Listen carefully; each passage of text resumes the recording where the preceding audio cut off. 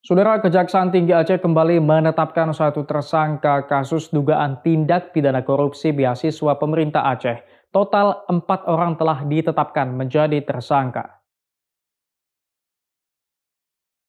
Kejaksaan Tinggi Aceh kembali menetapkan satu tersangka baru kasus dugaan tindak pidana korupsi beasiswa pemerintah Aceh berinisial ET yang merupakan karyawan IEP Persada Nusantara. Sebelumnya, jaksa penyidik menetapkan 3 tersangka, yakni S selaku Kepala BPSDM Aceh pada 2021-2024, tersangka berinisial CP selaku Kepala Bidang Pengembangan SDM dan Kerjasama BPSDM Aceh, serta RH selaku Pejabat Pelaksana Teknis Program Beasiswa.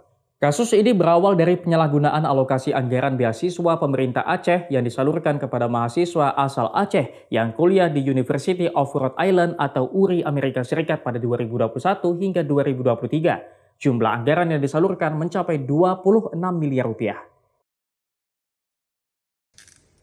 Namun penyidik menemukan dugaan beasiswa tidak disalurkan kepada mahasiswa atau tidak disetorkan kepada University of Rhode Island yang menyebabkan kelebihan penyaluran hingga 8,25 miliar rupiah.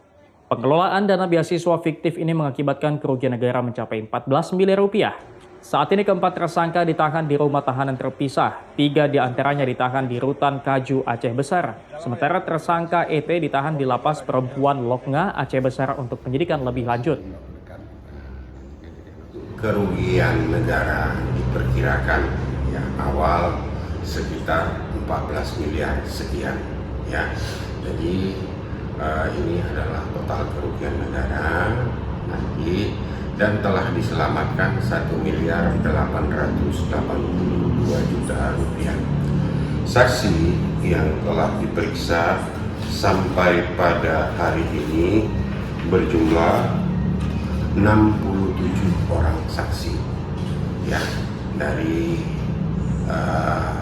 Dinas BPSDM sendiri, dari swasta juga, dan pihak-pihak yang terkait dalam permasalahan ini. Kejati Aceh juga mengimbau bagi pihak yang merasa telah menerima aliran dana beasiswa fiktif itu segera melapor ke pihak yang berwajib.